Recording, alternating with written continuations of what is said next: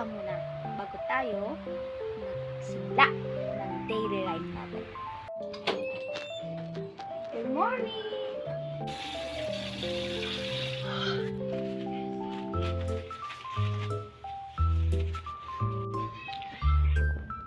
Pagkatapos ito guys, mga 7 tayong maghugas ng plato tsaka maglilinis. Pero ngayon pagkatapos ko dito, break time.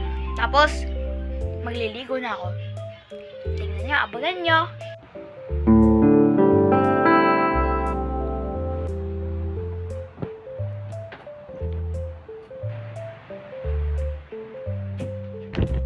So guys, maliligo na tayo ngayon. Ito ang damit natin. At tara na! Tapos na ako maligo. Kulay tayo!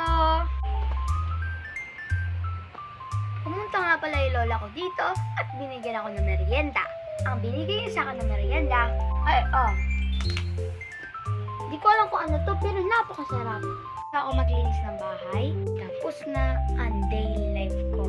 Ayun lang guys, salamat sa pagpanonood. Bye-bye!